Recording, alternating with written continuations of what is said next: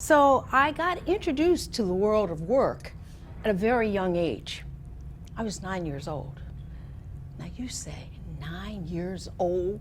What was she? A paper girl? Well, actually, no, I wasn't. I was an observer.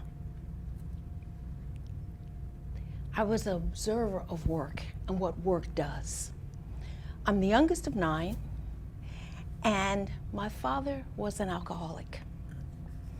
And though he was a really wonderful, wonderful man, but many times in my home, as you can imagine, it was quite chaotic. I never knew what I was going to come home to. So my father was a truly brilliant man. I mean, brilliant, very well read, introduced me to so many things, but he had only an 8th grade education.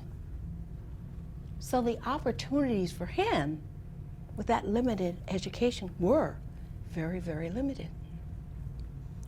So I don't know how I came to it. I really don't know. But at a young age, I said to myself, if Daddy could do work more consistent with his intelligence, maybe he wouldn't drink. Maybe he wouldn't take it out on me and my mom and my siblings.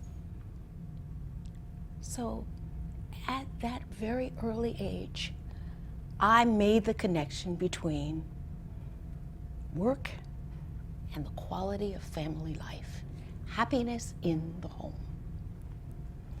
So I made a commitment to myself. I said, if I could help people around work, then I would be helping kids like me. So this idea around work was planted very, very, very early. And so I ended up in my career in human resources. And I realized I had a real natural knack for understanding people. And I eventually went on to learn about career counseling and organizational development.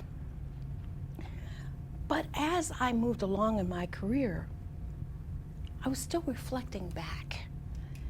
And I was knowing that when I worked in human resources in the 70s, back in the dinosaur day,